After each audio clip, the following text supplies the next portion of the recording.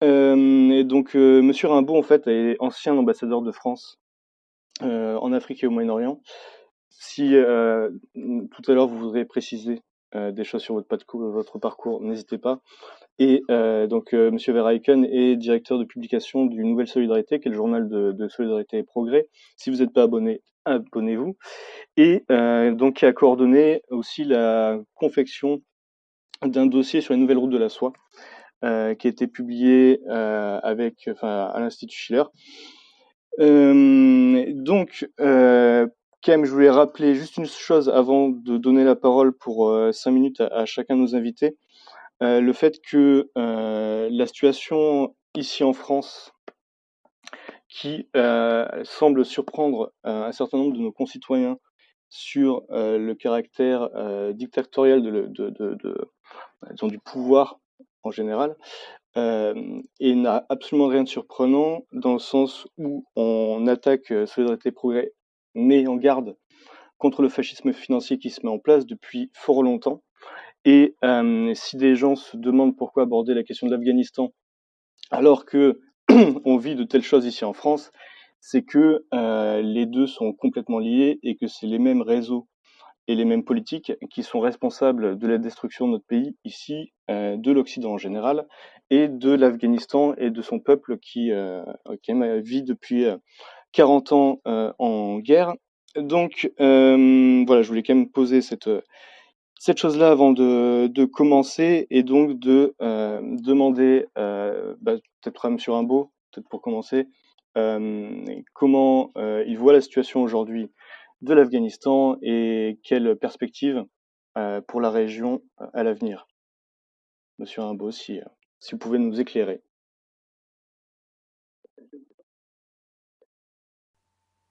Eh bien, alors, on va essayer de parler de l'Afghanistan. Je pense que tout le monde est d'accord sur le fait que c'était une véritable débâcle, disons, de la présence américaine qui a eu lieu il y a quelques jours. Alors, à présent, le reste, c'est plus mystérieux que la débâcle et le spectacle qui a été donné. Je dirais, je ne reviendrai pas sur la politique de la France et la politique des pays occidentaux et cette continuité qui existe entre une politique intérieure et une politique extérieure. Autrement dit, qu'un pays qui a une politique intérieure, une gouvernance à l'intérieur qui est un peu désastreuse, ne peut avoir qu'une politique extérieure qui est également désastreuse. Il n'y a pas d'exception. Et la France, il n'y a pas d'exception française, même dans ce domaine-là. Alors, par conséquent, la France qui ne défend que des causes pourries, a une diplomatie qui est finalement un petit peu pourrie, puisqu'on ne peut pas faire une bonne diplomatie sur des causes qui elles-mêmes ne sont pas des bonnes causes, hein, je pense. Alors, c'est peut-être un peu machiavélique, il n'y a pas les bons et les méchants, mais enfin, quand même, des fois, il y a des plus bons et des moins méchants, quoi, ou des moins méchants et des plus bons. Alors, voilà. Je pense qu'autrement, euh, je ferai plusieurs remarques en ce qui concerne la situation. C'est qu'elle est d'abord très, très confuse et qu'on ne peut pas, de même qu'on ne peut pas dissocier une politique étrangère d'une politique extérieure pour un pays donné, de même, si on parle d'un pays comme l'Afghanistan, eh bien, on ne peut pas distinguer le problème afghan, le séparer de tous les problèmes de la région au sens très très large du terme, de la conjoncture internationale, puisque l'Afghanistan est un pays charnière. Il y a beaucoup de pays charnières dans le monde. On est toujours la charnière de quelqu'un et un pays est toujours la charnière entre deux quelque chose. Mais néanmoins, l'Afghanistan est quand même un rôle clé finalement au cœur du Moyen-Orient, du Grand Moyen-Orient, disons de l'Asie centrale, de l'Asie, de l'Eurasie, etc. Et il a attiré beaucoup, beaucoup de conquérants. Je crois qu'on appelle l'Afghanistan le cimetière des empires, hein. Alors, il y en a beaucoup, c'est-à-dire le sort qui a été fait à tous les conquérants. Donc, c'est un pays qui est inconquérable en quelque sorte. On ne peut pas conquérir. Bon, les dernières expériences, il y a eu les Britanniques qui ont essayé longtemps pour protéger la route des Indes. Il y a eu les Russes d'abord, l'Empire tsariste, et puis l'Union soviétique dans les conditions que l'on sait, je vais y revenir maintenant, et puis, évidemment la présence américaine. Alors je dirais qu'il y a plusieurs erreurs qu'on entend beaucoup ces temps-ci. On parle souvent de de mettre un terme, l'accord des engagements des troupes américaines. Il y en a eu deux d'ailleurs, deux successifs, l'un signé entre les talibans et Donald Trump en 2020, et puis un autre signé entre le gouvernement, les mêmes Américains et le gouvernement de Joe Biden, et puis le gouvernement afghan qui était expirant, qui était en état d'agonie, d'autre part, à un an de différence. Je pense que l'accord de désengagement disait à peu près la même chose, c'est-à-dire que les Américains s'engageaient, dans les deux cas d'ailleurs, à se retirer avant le 11 septembre 2021. En fait, ils ont été plus vite que le calendrier, ce qui est rare pour des Américains d'aller plus vite que le calendrier. Mais là, ils l'ont fait. Il fallait donc qu'ils aient de bonnes raisons ou de mauvaises raisons. De bonnes raisons, certainement, de leur point de vue. Alors, est-ce que les bonnes raisons de leur point de vue, est-ce que c'est des bonnes raisons pour tout le monde? Ça, j'en doute. Il n'y a pas que des heureux dans un problème. Je pense que, en tout cas, globalement, il est faux de dire le premier gros mensonge, mais on est accoutumé au mensonge, finalement, notamment dans les médias du mainstream occidental, notamment, on est habitué à avoir des tas de petits mensonges, des gros mensonges, des erreurs, des inexactitudes. À vrai dire, il n'y a pas beaucoup de phrases qui ne contiennent pas un mensonge ou bien une contre-vérité ou bien quelque chose qui n'est pas très, très net ou une incertitude. C'est le cas. Quand on parle que les États-Unis ont ainsi voulu mettre fin, tirer un trait sur 20 ans de guerre en Afghanistan, ils ont tort. Ils occultent la moitié du problème, puisque la présence des États-Unis et de l'Occident de façon générale, notamment les deux puissances anglo-saxonnes et les Occidentaux en général, donc de l'Amérique et de la Grande-Bretagne, remonte non pas à 2001, au début de la soi-disant guerre d'Afghanistan, mais elle remonte à 1978. Ça, c'est le premier mensonge. Donc, c'est 42 ans et non pas 20 ans. 42 ans de présence américaine et de présence occidentale en Afghanistan et non pas 20 à peine. Ensuite, je dirais que finalement, il y a un deuxième mensonge globalement, mais il est éventé maintenant, comme beaucoup de mensonges, c'est-à-dire c'est que finalement les Américains et les Occidentaux auraient initié leur présence en Afghanistan pour mettre fin, pour contrer l'intervention soviétique de décembre 1979. Or, ça n'est pas vrai, on le sait, puisque les Occidentaux ont initié leur présence et leur intervention en Afghanistan 6 mois avant que les Soviétiques n'interviennent, c'est-à-dire vers le mois de juin et juillet de 1979. Donc finalement, c'est un deuxième mensonge. En fait, on peut dire que c'est presque les Soviétiques qui étaient intervenus en décembre 1979 pour contrer l'intervention occidentale par services secrets interposés, par terroristes interposés, etc., par moudjahidines interposés. Mais c'est une deuxième inexactitude et qui est, je pense, volontaire et qui est reprise en cœur par toute la presse occidentale. Et donc, c'est faux. C'est pas très vrai. Et donc, ça fait un deuxième mensonge. Alors ça, ensuite, je dirais qu'il y a cet accord donc des engagements. On dit qu'il y a un accord de désengagement. On le présente comme un accord triomphal de M. Biden et une innovation de M.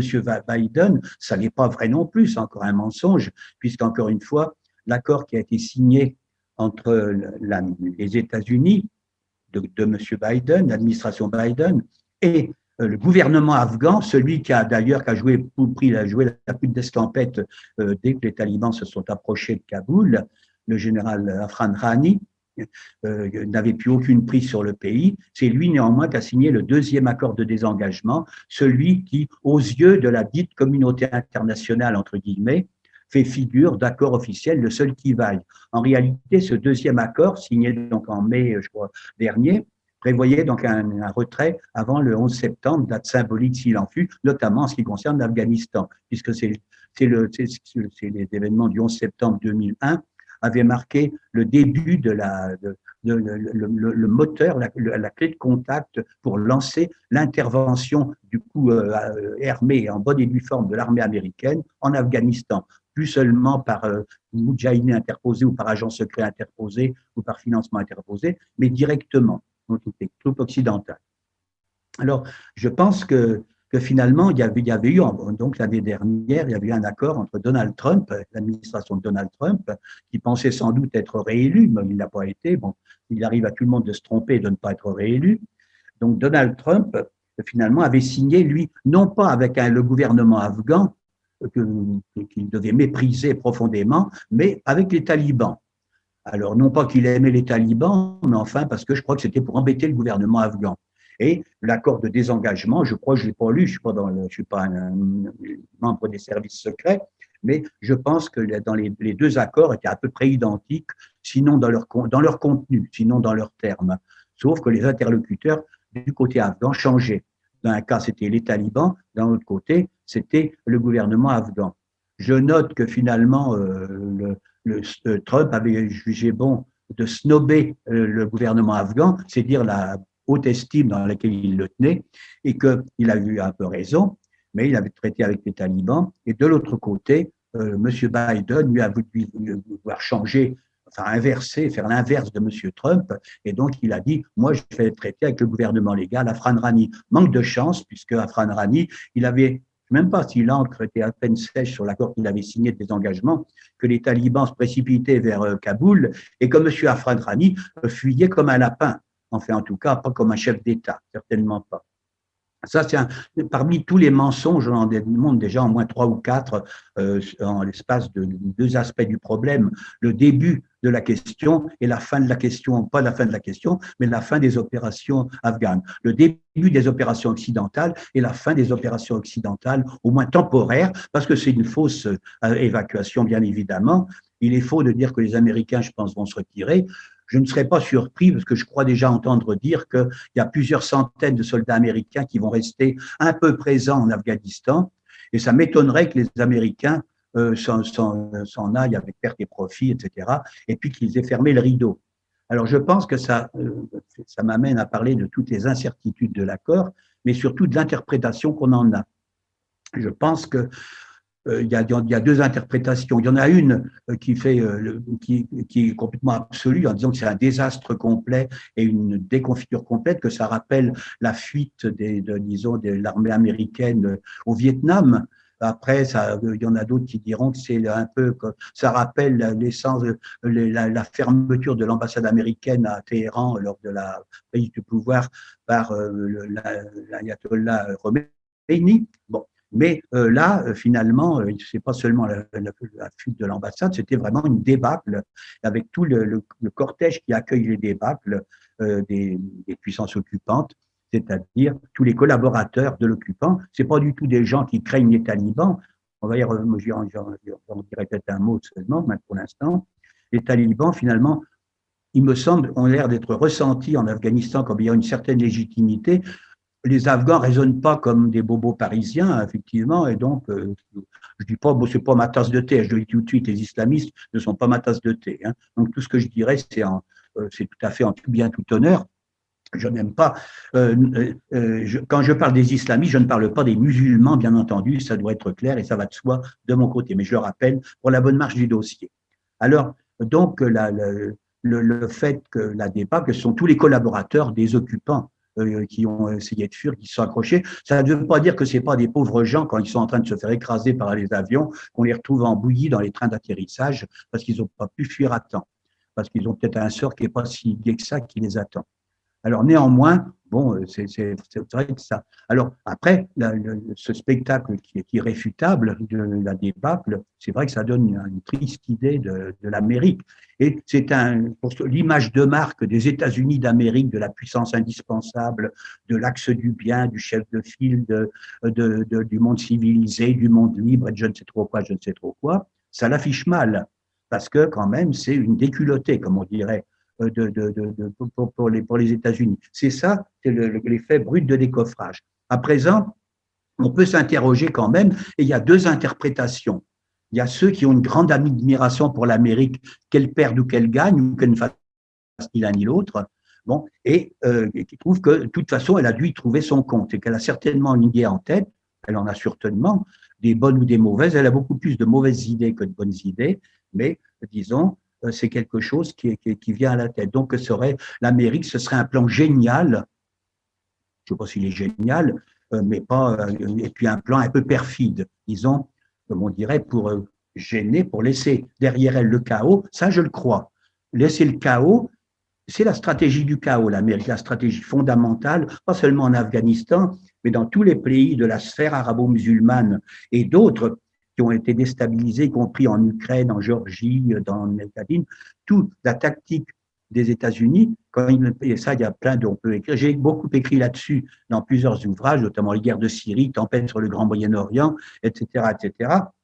Et dans de nombreux articles, donc je pense la stratégie du chaos, c'est la stratégie finalement définitive des États-Unis, là où ils interviennent dans tous les pays qui les dérangent. Alors sous des prétextes, la défense de la démocratie, les droits de l'homme, la responsabilité de protéger, etc., etc. Ça, qu'on replace l'Afghanistan dans cette chaîne-là, il trouve parfaitement sa place. Alors, je crois que la deuxième interprétation, c'est de dire que bon, ben, c'est tout simplement un désastre et puis c'est un désastre. Et il n'avait pas d'autre solution, parce que c'est quand même, mine de rien, une guerre qui a coûté cher à l'Amérique. Qu'elle ait duré 20 ans ou 40 ans, ça ne change rien à l'affaire. On évalue, les chiffres officiels, c'est entre 2000 et 4000 milliards de dollars dépensés pendant 20 ou 40 ans, mais surtout dans les 20 dernières années.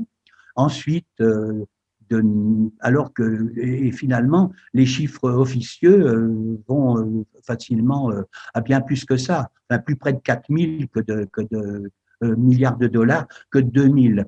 Et ensuite il y a le nombre des morts. Alors avec on parle de 160 000 Afghans, 100 000 civils et je pense 60 000 militaires ou assimilés.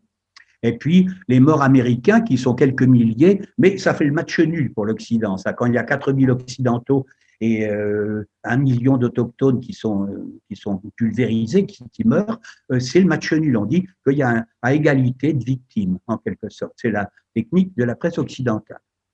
Alors donc, ça fait partie de toute alors donc, deux choses. Une, où là, on peut s'interroger, moi-même, je ne suis pas trop, je crois la stratégie du chaos, j'ai toujours dit et j'ai toujours pensé que c'était la stratégie finale des États-Unis et que de toute façon, s'ils ne pouvaient pas s'emparer d'un pays et le détruire et le dominer et y avoir des atouts forts, eh bien, ils peuvent se retirer, en tout cas, ils créent le chaos. C'est ce qu'ils ont fait dans tous les pays. On notera que l'Afghanistan n'était pas un pays isolé, puisque dans la fameuse, si on prend l'odyssée des néoconservateurs américains, depuis 1990, la chute de l'Union soviétique, mais plus précisément depuis 2000, on notera que les plans de démolition, de destruction des États arabo-musulmans, par exemple, depuis cette date-là, depuis donc plus d'une vingtaine d'années, sinon 30 ans, qu'il y a eu une liste qui a été célèbre, qui avait été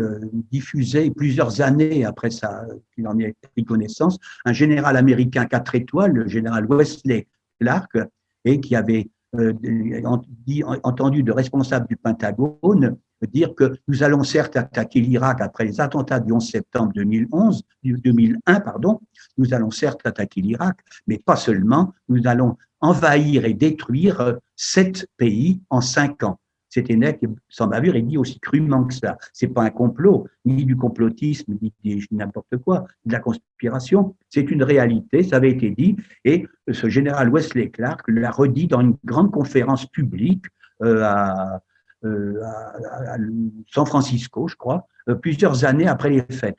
Et donc, parmi ces pays, il y avait l'Afghanistan, dans l'ordre alphabétique, il y avait après l'Irak, après il y avait la Syrie, la Libye, le Liban, la Somalie et l'Iran. L'Afghanistan venait finalement en premier. Et qu'il était dans la liste ou pas, disons, c'était peut-être bien l'Irak qui était en début de liste, et l'Irak, l'Afghanistan n'était même pas compris. Mais ça allait de soi, il n'y avait pas besoin de l'envahir, puisqu'à l'époque, l'Afghanistan avait déjà été envahi depuis 20 ans, en fait, et qu'il était, les Américains, il y avait une présence. Alors, je crois que, donc, ce qui est arrivé à l'Afghanistan, c'est seulement, c'est peut-être plus que symbolique, mais c'est quelque chose, ça laissait présager du sort qui serait fait aux autres pays, c'est-à-dire il semait le chaos. Ça peut être une solution. Quand on y sème le chaos, comme le font les Américains un peu partout. On ne peut pas dire qu'ils ont semé autre chose. Ils n'ont semé ni la démocratie ni les droits de l'homme. Ils ont certes obtenu une victoire, mais c'est une victoire du passé. Ils l'ont obtenue presque par hasard. C'est en obtenant finalement, ils ont fait de l'Afghanistan un bourbier pour l'Union soviétique et ils ont entraîné finalement, grosso modo, la chute de l'Union soviétique par ce biais.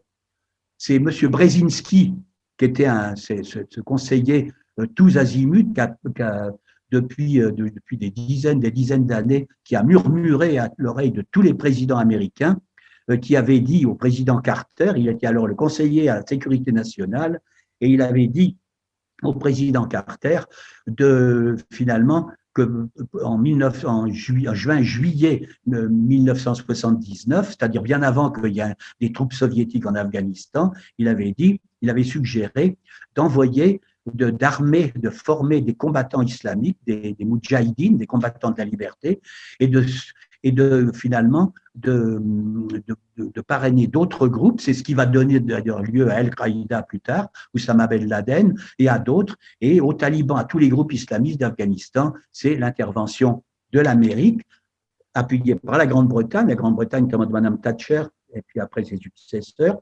Ensuite, l'Arabie saoudite et le Pakistan. Ce sont les 4 États qui ont parrainé la naissance du terrorisme, notamment en Afghanistan, puisque c'est là qu'est né le terrorisme de je ne sais plus quelle génération, enfin celle que nous voyons à l'œuvre maintenant, c'est les générations suivantes. Alors, je crois que c'est Brzezinski, pour revenir à lui, quand il a arrêté de murmurer, il avait dit tout haut au président Carter, donc il était le conseiller à la sécurité nationale, il lui avait dit, eh bien, il faut absolument soutenir les combattants de la liberté, et puis et il lui avait inspiré, pourquoi ne pas intervenir, on va créer un piège pour l'Union soviétique, avec un peu de chance, ils vont y envoyer des troupes pour nous contrer, et on va les recoller dans les pattes, tous les islamistes, et ils vont trouver les occidentaux qui vont être présents. Ce qui a été dit a été fait, c'était donc un traquenard réussi finalement, puisque donc Carter signera illico presto le premier décret présidentiel portant sur l'assistance aux groupes de combattants de la liberté ou autres groupes qui luttent contre le gouvernement communiste qui venait d'être mis en place à l'époque à Kaboul. Les soviétiques se laisseront prendre au piège et ça. Et Brzezinski en sera très très fier. On notera qu'il ne s'est jamais, le dit Brzezinski, comme d'autres penseurs américains, n'ont jamais même fait semblant d'avoir peur de l'islamisme radical et des groupes terroristes, puisque Brzezinski, on l'avait vu se faire photographier avec des représentants de se faire photographier sur les lieux en Afghanistan à côté des djihadistes en leur disant il avait un turban pachtoun et il avait paradé devant les photographes dans les années, donc en 79, 80, dans les années après, pendant que les troupes américaines y étaient. Et il lui avait même dit à ses combattants, Allah est avec vous, Dieu est avec vous, Dieu est avec vous. Et il n'avait pas honte de ça, puisque les représentants à l'époque des talibans et des groupes islamistes de façon générale, des moudjahidines, qu'on n'appelait pas encore le groupe Al-Qaïda, ils avaient été reçus aux États-Unis, à la Maison Blanche, au Pentagone et partout. Ils avaient été reçus avec tous les honneurs de la guerre. Bon, voilà. Alors, finalement, donc Brzezinski, il avait pourtant publié des tas de plans stratégiques, mais il n'a jamais il n'a jamais parlé du danger islamiste. Au contraire, il a été l'un des artisans et l'un de ceux qui ont poussé à ce que les États-Unis aient pour alliés les fondamentalistes islamiques. Ça a été vrai en Afghanistan et ça a été vrai dans tous les épisodes de printemps arabe, etc., etc., etc. Voilà ce que j'avais à dire pour l'instant. Je ne veux pas. Je profite de ce qu'on peut m'entendre, que le micro est assez bon. Voilà. Oui. Mais donc, je pense que pour l'instant, je vais m'arrêter là. J'en ai assez dit. Il y aurait plein d'autres choses à dire, mais je ne doute pas qu'on ait cette occasion d'en parler plus tard. Voilà. Merci beaucoup. Ah. Ben, on va passer la parole à Cal. En tout cas, juste, vous avez bien fait de rappeler notamment là, votre ouvrage Tempête sur le Grand Moyen-Orient que vous avez publié, qui est à lire. Karel, est-ce que tu peux nous dire, toi, comment tu vois la situation de l'Afghanistan et l'avenir de la région? Et après, s'il y a des gens qui se posent des questions, il y a moyen de les mettre dans le discussion, en fait, là. Et sinon, de lever la main. Et on fera ça au fur et à mesure. Oui. Alors, sur le constat, donc, il y a des enchaînements que M. Rimbaud a bien souligné. Je suis tout à fait d'accord qu'on a une situation de chaos. Par contre, je pense, en tant qu'humaniste historique, je pense qu'un chaos, autant qu'un grand mal peut engendrer un bien supérieur au mal, autant un grand chaos peut éventuellement, potentiellement engendrer un nouvel, une nouvelle façon, un nouvel ordre. J'aime pas trop utiliser le mot nouvel ordre parce que c'était tellement utilisé dans le mauvais sens, mais une nouvelle, ça peut être le départ, dire d'un paradigme, d'un changement dans les relations internationales. Et donc, de ce point de vue-là, nous avons intitulé notre journal Afghanistan, le chantier d'une paix mondiale. Voilà. Donc, ça ne veut pas dire qu'elle existe, ça veut dire que c'est un chantier et que c'est une occasion à saisir. Et il y a des très grands pays qui sont des pays voisins, qui sont le Pakistan, l'Iran, la Chine, même l'Inde, la Russie. Tous ces pays-là sont évidemment très très conscients que le chaos et le désastre actuel, on ne peut pas laisser, on peut pas abandonner l'Afghanistan comme une espèce de centrale de Tchernobyl qui continue à fumer et cracher des phénomènes toxiques qui peuvent directement les affecter. Je vous rappelle qu'en Afghanistan, il y avait des arrière-bases, notamment pour justement les fameux Afghansi, ceux qui ont fait leur classe chez les Moudjahidines en Afghanistan. Ensuite, ce qu'on appelait les Afghansi, qui se sont répandus partout sur la planète, y compris en Tchétchénie, y compris en Algérie avec le GIA, qui a quand même fini par former les gens qui sont venus poser des bombes en France. C'est pas juste quelque chose qui se passe ailleurs. Et évidemment, les fameux Ouïghours, les extrémistes ouïghours qui ont fait quand même plusieurs dizaines de milliers d'attentats en Chine. Et qui, aujourd'hui encore, quand la Chine lance des projets d'infrastructure au Pakistan, vous avez des ingénieurs et des ambassadeurs chinois qui se font attaquer par ces terroristes, voilà, parce que là, le nom convient. Donc, alors, dans l'immédiat, il y a donc plusieurs urgences. La première urgence, c'est évidemment une crise humanitaire qui devient absolument gigantesque. Les rapports que j'ai lus aujourd'hui, c'est qu'on assiste littéralement, y compris à Kaboul, qui est une des rares villes où il y a de l'électricité, en fait, on a des femmes qui sont en train de vendre leurs enfants pour avoir quelques dollars pour pouvoir manger. Donc,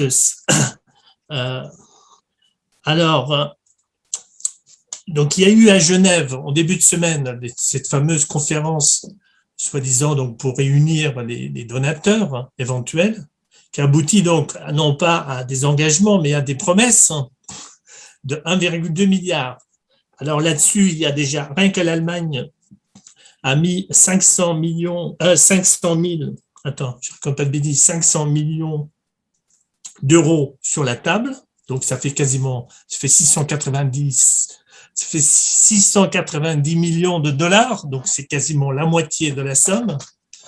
Les États-Unis ont rajouté quelques 64 millions qu'ils ont rajouté pour financer l'ONU, qui apporte le total de l'argent pour l'aide, je parle pour l'aide humanitaire des États-Unis, ça monte donc à 330 millions de dollars américains, ce qui est à peu près un tout petit peu plus que la moitié de ce que donnent déjà rien que les Allemands.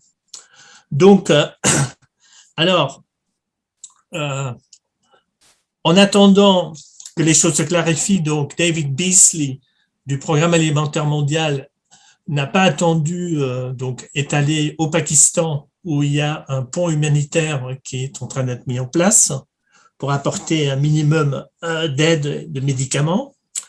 Alors, en plus, cela, en fait, cette crise humanitaire, elle n'a pas commencé avec l'arrivée des talibans. Elle était déjà là très, très longtemps avant. J'ai ici un rapport de la FAO, donc de M. Richard Tranchard, qui est le responsable de la FAO en Afghanistan. Donc, c'est un rapport du 7 août où la FAO demandait 18 millions de dollars. Pourquoi? Pour avoir les semences pour le blé, pour permettre à 250 000 agriculteurs afghans de pouvoir planter, donc avant la fin du mois là, de septembre, le blé pour les prochaines récoltes. C'est-à-dire ils n'ont pas les semences, et si ça ne s'est pas fait, bah, c'est 1,5 million de personnes qui sont directement affectées. Donc la moitié des gens vivent de l'aide humanitaire alimentaire venue de l'extérieur. Donc là, on parle de au moins un Afghan sur 3, c'est-à-dire qu'ils sont aujourd'hui 38 millions. Donc ça veut dire entre 10 et 20 millions d'Afghans dans le mois et dans les mois qui viennent, en fait, vont être exposés à une crise alimentaire absolument très, très grave. Et en plus, voilà, comme je viens de vous dire, ils n'ont pas les semences pour planter et pour avoir le peu de production qu'ils peuvent avoir chez eux. Alors, cette chose-là, cette conférence de Genève, c'est en fait quelque part une hypocrisie absolument incroyable, parce qu'évidemment, il faut savoir que la Banque centrale d'Afghanistan, elle a 9,5 milliards de dollars sur ses comptes en banque qui sont gérés par la Réserve fédérale. Et dès le moment qu'il y a eu le retrait des États-Unis, donc la Réserve fédérale, à la demande du gouvernement américain, qui donc c'est une tête d'Ilianus avec deux visages, c'est-à-dire que d'un côté on dit voilà, on part, donc maintenant c'est à vous de gérer les pays, mais l'argent de la Banque centrale, qui est quand même l'argent des Afghans, bah, il est bloqué sur les comptes de la Réserve fédérale. En plus de cela, donc la Banque mondiale a gelé la tranche qu'elle devait normalement donner à l'Afghanistan, ce qui fait que moi j'aime plus parler des talibans parce que en tant que on a des relations avec des États et non pas avec des régimes. Comme De Gaulle s'est toujours battu pour cette conception, donc il faut parler de l'État afghan d'aujourd'hui et non plus des talibans et des talibans. Donc nous menons avec Solidarité Progrès, avec l'institutionnaire au niveau international, une campagne extrêmement battante pour immédiatement lever les sanctions, parce qu'en fait, on est dans la logique de la Syrie, du Venezuela, de Cuba, etc. C'est-à-dire que on dit, OK, vous voulez sortir du système occidental, bah, très bien, on vous fait une guerre de siège comme au Moyen-Âge, c'est-à-dire vous n'avez plus accès aux marchés internationaux, vous ne pouvez plus faire du commerce, vous n'avez plus accès à tout ce qu'il faut pour faire fonctionner votre pays, et à ce moment-là, vous serez à genoux et vous viendrez de nouveau pleurer pour qu'on vienne éventuellement vous envahir. Donc, il faut sortir de cette folie, parce qu'en fait, l'Afghanistan est un pays effectivement complètement sous-développé, c'est-à-dire que vous avez 25% des gens qui ont accès à l'eau potable, vous avez 35% des gens qui ont accès à l'électricité. En fait, pour l'instant, ils produisent 600 mégawatts d'électricité alors qu'ils ont besoin de 7000 mégawatts. Ils ont un potentiel pour les barrages qui est de 23 000 mégawatts, c'est-à-dire que les seuls barrages qu'ils ont été construits justement par l'Union soviétique. Les Américains, depuis qu'ils sont là, n'ont absolument rien construit du tout. Et même pire, c'est-à-dire qu'en 2010, le US Geological Survey, donc le service le recensement des ressources naturelles de l'Afghanistan, ils ont fait un inventaire de matières premières de ce pays, et c'est pas le pavot d'opium, hein. Il y a pour 420 milliards de ressources en fer, il y a pour 274 milliards en cuivre, il y a du niobium, il y a du cobalt, il y a de l'or. À cela s'ajoute pour 1000 à 3000 milliards de dollars de terres rares.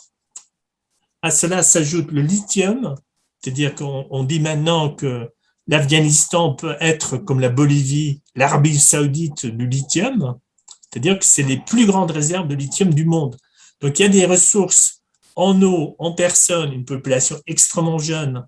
C'est-à-dire que si quelque part on peut stabiliser, et c'est quand même l'idée que la Russie et la Chine, avec les routes de la soie, veulent mettre en œuvre, c'est-à-dire, c'est pas soutenir un régime, mais de soutenir un État et bon, on peut marquer des lignes rouges, mais on met sur la table la possibilité d'investir dans des infrastructures qui permettront en fait de faire évoluer ce pays dans le temps et d'effectivement de ne plus être une espèce d'ulcère où on a toutes les où tout ce qui est mauvais est en train de se développer pour des raisons géopolitiques.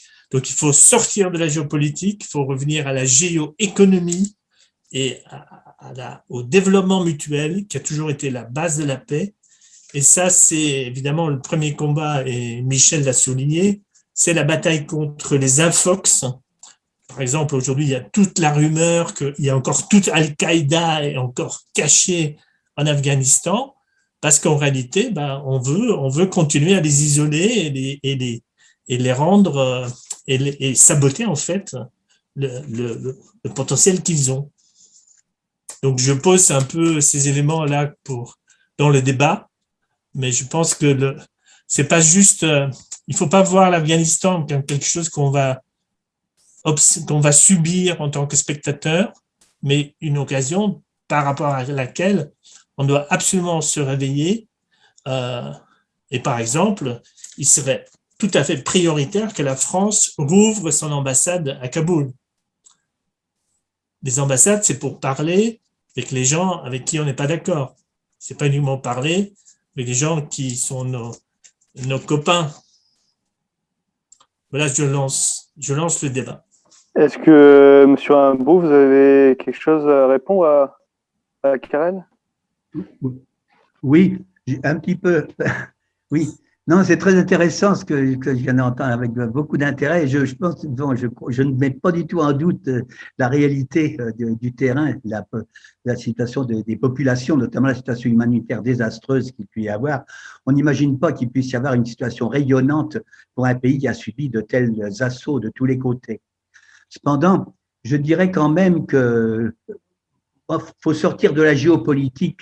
Ça, peut-être dans l'état actuel des choses, il me semble que ça n'est qu'un vœu pieux. Parce que, globalement, la géopolitique, à mon avis, on dit que c'est la politique de la géographie, en quelque sorte. Hein. Ça veut dire qu'un pays ne peut pas échapper à son environnement. De même que quand on habite quelque part, on n'échappe pas à ses voisins. Encore, on peut déménager, mais l'Afghanistan ne peut pas déménager. Le Liban, par exemple, on disait, il y avait des humoristes libanais qui avaient dit, écoutez, à Monsieur Macron, écoutez, si vous voulez éradiquer, ôter le Liban de son environnement, alors à moins que vous ayez trouvé un système pour mettre des roulettes sous le pays et de le transporter dans une autre région du monde, oui, effectivement, mais sinon, non, c'est notre environnement et c'est celui auquel on appartient. Je pense que la géopolitique, on ne peut pas y échapper, à mon avis, c'est une fatalité. Au moins dans l'état actuel des choses, parce que les théories géopolitiques, je n'entrerai pas dans les détails, mais je me suis penché beaucoup sur ce sujet-là. Je trouve que ça n'est pas du tout de la fantaisie et c'est pas une discipline complètement ésotérique et farfelue.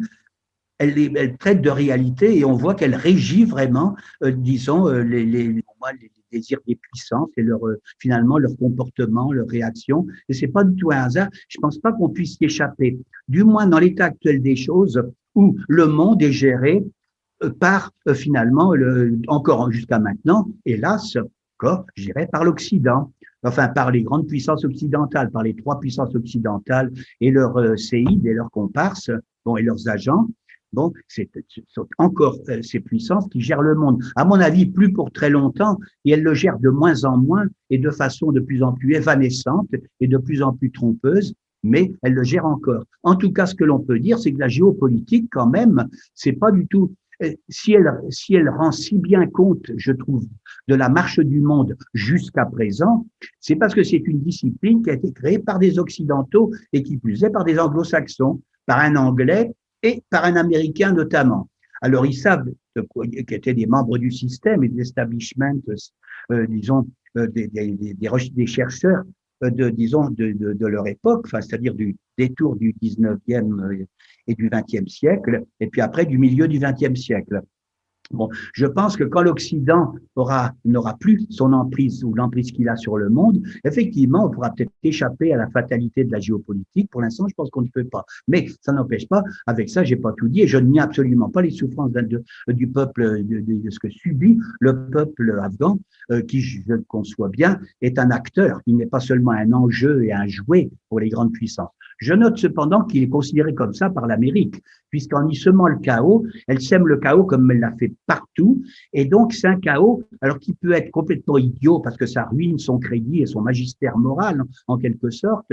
Mais d'un autre côté, ça ruine, quand elle part et en laissant le chaos, soigneusement, elle sait que ça va créer des problèmes à tous les pays voisins. Et comme par hasard, les pays voisins de l'Afghanistan, l'Iran, la Chine, du côté des Ouïghours. Ensuite, il y a 3 États d'Asie centrale qui sont des voisins de la Russie et d'ex-républiques soviétiques, le Turkménistan, l'Ouzbékistan et non pas Tadjikistan. Il y en a 3, enfin l'Ouzbékistan, Turkménistan et il y en a un troisième, Ouzbékistan et Kirghizistan.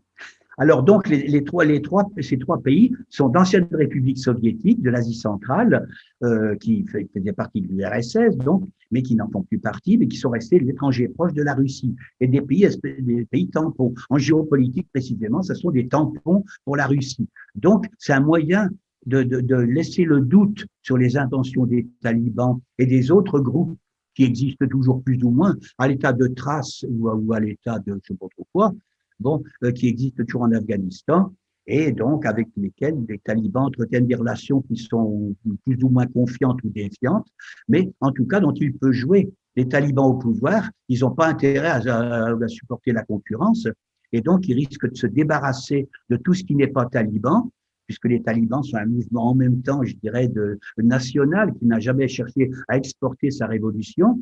Mais par contre, on n'en dirait pas autant des gens d'Al-Qaïda, de ce qui en reste, ou bien de Daesh, de l'État islamique.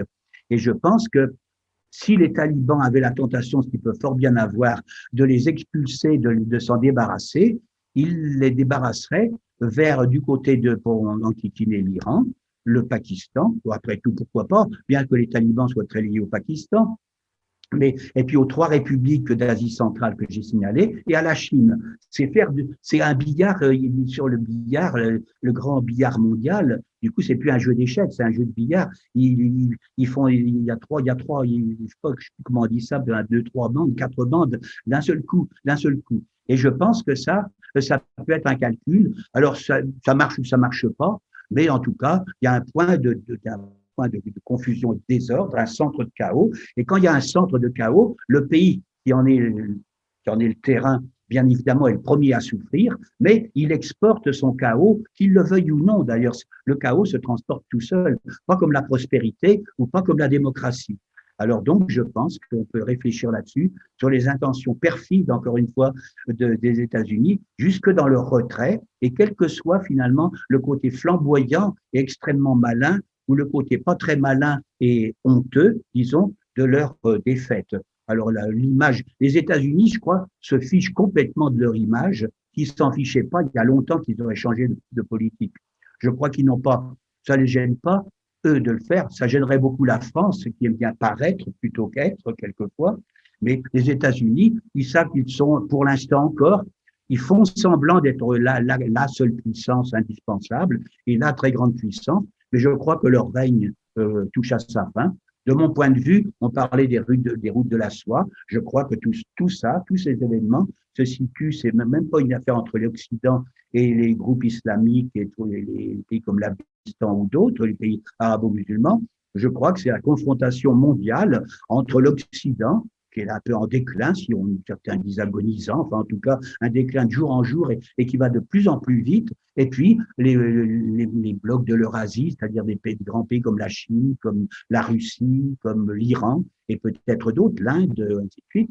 Bon, qui sont probablement, je dirais, les pays gagnants. Et on voit très vite quand même se dessiner le changement du paysage mondial.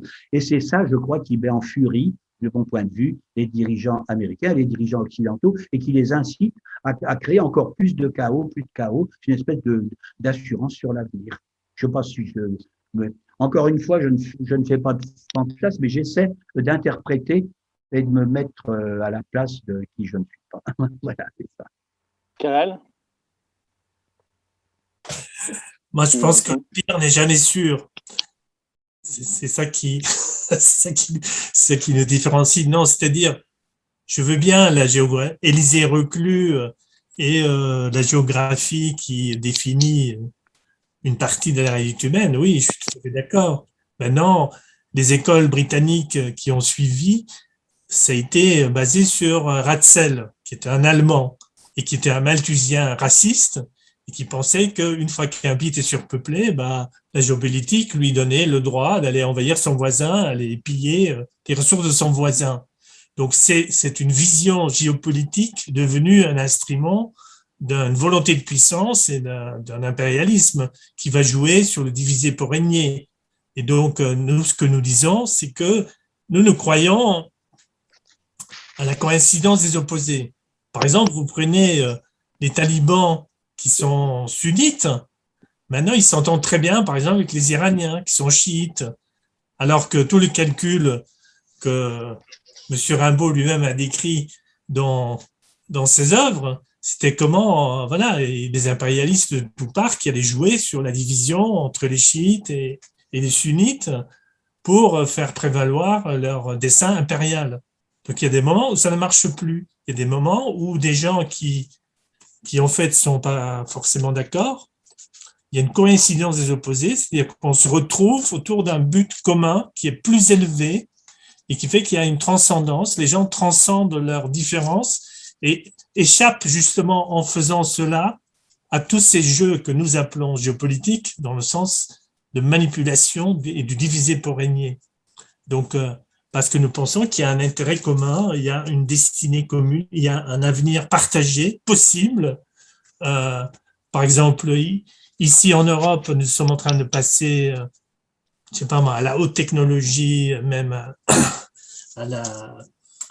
même pour la transition verte. On aura besoin du lithium, on aura besoin pour passer à l'hydrogène, pour passer au nucléaire du futur. On aura besoin d'une partie même des ressources qui sont là en Afghanistan. Donc, c'est notre intérêt, c'est de ne pas avoir du chaos là-bas.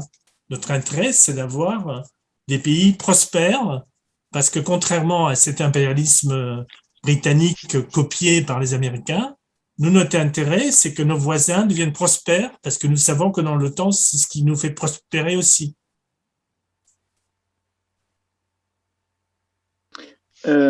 Alors, je sais pas si, je pense que si des gens ont des questions, on peut peut-être fonctionner par le fait de lever la main. Ou si des gens n'ont pas de micro, de possibilité de la poser leur question, il y a possibilité de mettre la question à l'écrit dans discussion. Mais en tout cas, ouais, moi, je voulais savoir un peu comment vous voyez ça, M. Rimbaud, là, la situation par rapport à l'utilisation de l'islamisme qui voulait détruire les États-nations arabes, qui étaient ceux de Nasser, ceux de Mossadegh, qui était cette histoire des États-nations arabes, qui sont islamistes, qui sont devenus alliés de ces néoconservateurs et de cet impérialisme géopolitique, de où ça en est cette confrontation entre cet islam conquérant et un islam d'une religion voilà, comme une autre, quoi. Et aussi le fait que vous mentionnez, et ça je pense que Karel sera d'accord, le fait que dans la vision britannique de diviser l'Eurasie et de maintenir la division entre la Russie et la Chine, aujourd'hui de voir émerger une relation solide entre les deux, ça rend caduque la géopolitique. Donc voilà, où en est cette utilisation de l'islam dans ce jeu-là et des différents mouvements. Alors c'est sûrement très compliqué, mais où est-ce que ça en est et cette question de la Russie et de la Chine.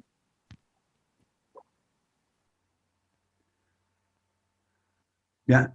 Je pense que l'utilisation de l'islam, d'abord je voulais dire que je crois que à propos de la géopolitique, je suis d'accord, je vais revenir. Oui, seulement, je sais que les créateurs pendant longtemps, la géopolitique a été une science un peu, une discipline, je dirais, qui a suscité, qui a été un repoussoir, parce que ça avait été créé par des gens partisans de l'espace vital. C'est vrai, mais que ce soit qu'il s'agisse des Allemands ou des Scandinaves, enfin des Allemands surtout, qui ont des choses à se reprocher, ou bien des Britanniques, ou bien des Américains, je pense que finalement, c'est leurs desseins impérialistes qui sont en cause et qui s'exercent via la géopolitique. Sinon, les Américains, des gens qui ont fui l'Europe pour s'installer, par exemple, en Amérique, n'ont aucune raison de revenir s'intéresser à l'Europe et de venir finalement se mêler des affaires des Européens. Normalement, c'est pas logique. Les empires de la mer, c'est les empires de la mer qui s'occupent du poisson, de leurs environs. Il y a des grands environs d'ailleurs, mais disons, c'est quand même une doctrine. C'est vrai, c'est une discipline qui reflète en fond un peu les vues de l'impérialisme et du colonialisme. Mais encore une fois, et j'insiste, c'est pour cette raison même qu'elle reflète plutôt bien, me semble-t-il, qu'elle explique la marche des événements jusqu'à dans l'état actuel des choses. Je pense et j'espère qu'elle ne l'expliquera plus à venir, parce que pour moi, il n'y a pas de méchants dans le monde, bien évidemment, il n'y a aucun mal. Je pense que les Afghans, comme tous les peuples, finalement, les Chinois, les Russes, tout ce qu'on veut, et les Occidentaux ont parfaitement le droit à avoir un avenir prospère, qu'ils ont tout à gagner, normalement, de la prospérité commune et de la coopération, de la fraternité humaine, etc. Mais, disons, il y a des pays où ceux qui professent des fois telle ou telle doctrine, je pense notamment aux néoconservateurs américains, eh bien, justement, ce sont de faux bigots. La bigoterie religieuse, mais ils couvrent leur bigoterie religieuse par un messianisme qui est un peu douteux, c'est-à-dire même la passion pour Israël ou les chrétiens unis pour Israël, etc. C'est quand même un slogan qui est quand même profondément artificiel et qui sert, je dirais, à expliquer, à justifier finalement qu'ils ont un destin divin et qu'ils ont le destin à gouverner le monde. C'est quand même ça qui guide les néoconservateurs. Alors, on y croit pas, mais eux, ils croient, c'est ça l'important. S'ils étaient les seuls à ne pas y croire, ça ne marcherait pas. Mais ils y croient fondamentalement, et je ne doute même pas, je suis même pas sûr qu'ils fassent exprès d'y croire, hein, mais c'est leur conviction innée. Ça paraît abracadabrant et inacceptable pour les autres, évidemment, pour ceux qui ne sont pas eux. Mais c'est le problème de tous les gens qui ont un esprit conquérant et un esprit dominateur et sûr de soi. Alors, je pense que globalement, pour l'avenir de l'humanité, oui, moi j'espère bien qu'il y aura un monde qui sera multipolaire, disons, et que, disons, finalement, que l'hégémonie moi je les appelle la bande des trois, les États-Unis, la Grande-Bretagne et la France, finalement, et bien que cette hégémonie et puis leurs complices, pour leurs complices, et bien j'espère que c'est arrivé, que ça arrive à son terme. Alors, j'en arrive aux complices. Parmi les complices, ou plutôt les alliés je dirais, du messianisme occidental, c'est-à-dire de l'impérialisme et du colonialisme, il y a eu l'islamisme politique. Je pense que les fondamentalistes islamiques, dans leurs deux branches, que ce soit la branche wahhabite, qui est patronnée par l'Arabie saoudite, et accessoirement le Qatar, qui est un peu un traître au wahhabisme, puisqu'il a fait alliance avec la Turquie, ou bien l'autre branche, les frères musulmans, qui sont une organisation transnationale, donc à l'échelle du monde musulman tout entier, qui actuellement a comme chef de file M. Erdogan lui-même, avec son espèce de maître d'hôtel qui s'appelle le Qatar. Bon, mais je pense que ces deux mouvements, finalement, ont été créés sur une espèce d'idéal qui aurait été de redonner sa dignité à l'islam et de refaire un espace glorieux et triomphant.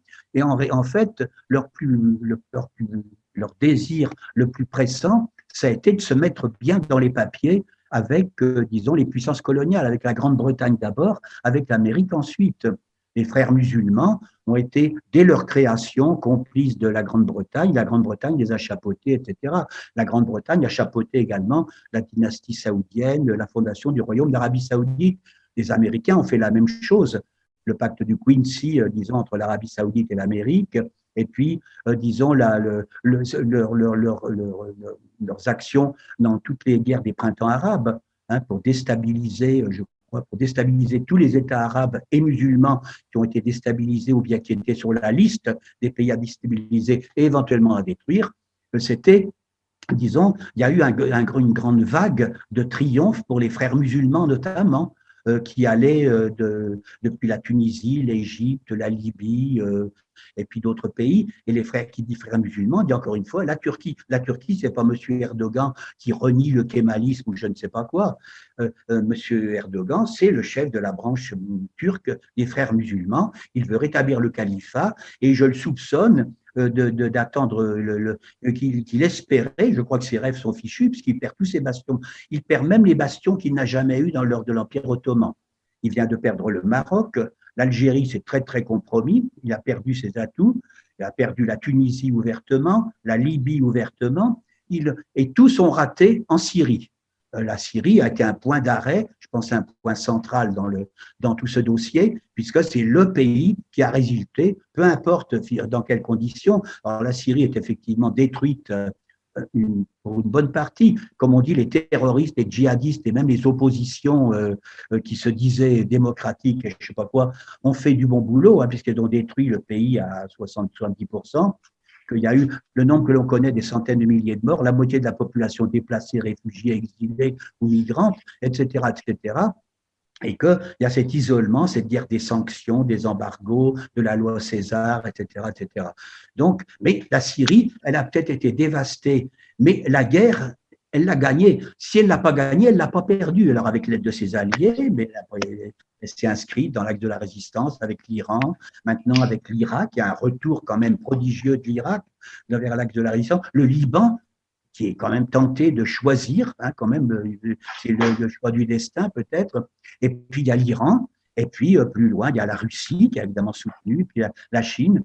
On dit par exemple que la Chine, quand on parle de la route de la soie, que la Syrie, c'était pas forcément au centre de ses préoccupations. Moi, je me mets un peu en doute même pour les routes pas pour les routes de la soie. C'est très intéressant parce que je pense que c'est vraiment un très très grand projet et je crois que c'est au fond l'équivalent du Grand Moyen-Orient vu le Grand Moyen-Orient élargi de George Bush, revu par les Chinois. Je pense, ça équivaut un petit peu à ça, mais sur des bases complètement autres, une base de coopération, d'égalité, de partenariat, et non pas sur une base de destruction, de domination, de se soumettre ou se démettre, etc. Mais je pense que donc la Syrie, elle n'a pas perdu la guerre. C'est ses agresseurs qui ont perdu la guerre.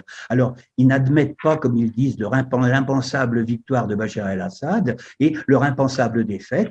Et donc, ils prolongent ça par des guerres sans fin, des guerres invisibles. Il y a des tas de documents, de déclarations américaines là-dessus, y compris sur les guerres invisibles, y compris sur la Syrie, d'un homme qui s'appelle Robert Mallet, qui avait fait une déclaration en 2016 quand il était conseiller pour le Moyen-Orient d'Obama.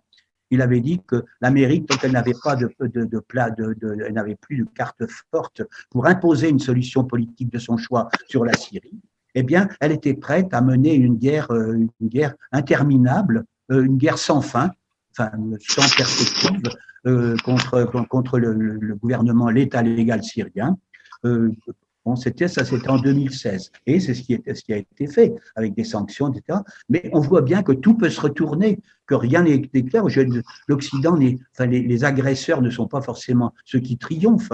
On voit à l'heure actuelle comment se défait la situation, disons, sur tout le Moyen-Orient, notamment autour de la Syrie, du Liban, de l'Irak, de l'Iran. La Russie et la Chine, c'est des grands pays qui sont sous sanctions, mais qui sont eux-mêmes, disons, qui ont des moyens quand même de faire face. Et je crois que le monde a un moyen de s'organiser. Pour l'instant, je suis au regret de constater que l'Occident n'est pas présent, ne se prête pas du tout au jeu. Quand un pays ou des pays se prêtent au jeu du dialogue et de la coopération avec l'Occident, eh bien, il se fait entuber régulièrement. Je pense que c'est ce qu'on peut constater jusqu'à présent. Alors, ça ne sera peut-être plus le cas parce que les gens ne se laissent pas entuber, mais on essaie de les entuber. Et ceux qui s'y sont risqués, eh bien, je pense qu'ils ont fait le mauvais choix et ils le regrettent. Je pense qu'en Iran, par exemple, alors en Afghanistan, les talibans, ils ne feront pas ce choix-là. Ils ne se sont jamais dit être des amis des États-Unis, mais ils vont essayer de gérer comme ils peuvent. Mais globalement, ils ont une forte ont affaire à forte partie. Ils ont affaire à des gens, il n'y a rien de pire que des gens qui s'en vont, mais qui restent quand même en même temps. Ça, l'Amérique est quand même constante dans cette position. Ensuite, ils ne veulent pas du tout de bien à l'Afghanistan. S'ils avaient voulu le bien à tous les pays qu'ils ont détruits, on l'aurait su et ils auraient changé de politique. Et on voit que du côté de Washington et de ses alliés, il y a une continuité dans la politique internationale qui est quand même étonnante, qui est même un acharnement coupable et une bêtise coupable, je dirais, parce que bon, je pense qu'ils ne peuvent pas gagner et ils le savent en fait. Voilà, c'est ça, non pas. Et pour l'Afghanistan, c'est ce que moi je souhaite pas ni la victoire des talibans ni rien du tout, mais je souhaite que l'Afghanistan s'en tire et échappe à tous ceux qui à présent ont essayé de le détruire quand même. C'est pas les talibans qui ont essayé de le détruire, que je sache, ni Daesh même, ni Al-Qaïda. Bon, c'est pas mes amis du tout, mais bon, je pense que c'est pas non plus les États-Unis ou les Occidentaux qui n'ont attiré que le malheur. Bon, Ah, Monsieur Rimbaud, vous êtes mis accidentellement sur mute.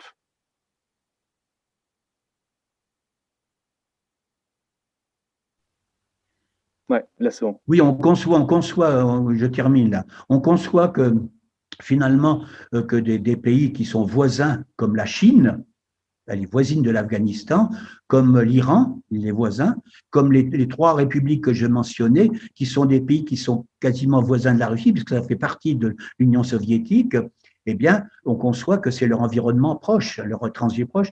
Pour l'Amérique aura beau faire toutes les cartes qu'elle veut, qu'elle passe par l'Atlantique, par le Pacifique, ou par l'Alaska, ou par le pôle Nord, ce n'est pas un État de la région. Et donc, au fond, j'allais dire que d'abord, ils s'occupent de chez eux avant de venir proposer leur aide, qui est toujours une aide pourrie et une aide à coup de bombardier. La diplomatie bombardière, bon, c'est une variante, on constate quand même quelquefois de la diplomatie humanitaire. Et le nœud commun entre les deux, c'est la responsabilité de protéger. La R2P, qui a un mot, qui a un sens bien, il y a bien une toupie là-dedans qui passe de l'humanitaire au bombardement directement, sous couvert de protection de la démocratie et des droits de l'homme. Voilà. Excuse de présenter les choses. Je ne dis pas ça du tout d'un air tellement moqueur, parce que je trouve que c'est très, très, au fond, même si j'en ai pas l'air, mais je trouve ça très attristant. Et je trouve qu'il faut mieux en rire, des fois tellement c'est bête, plutôt que d'en pleurer, tellement ça serait triste. Et puis ça serait donner raison, finalement, donner un gage sur l'avenir à tous ceux dont on ne souhaite pas qu'ils réussissent. Karel, est-ce que tu veux ajouter quelque chose par rapport à tout ça? Comment? Non, je demandais à M. Verheiken s'il avait quelque chose à dire par rapport à ça.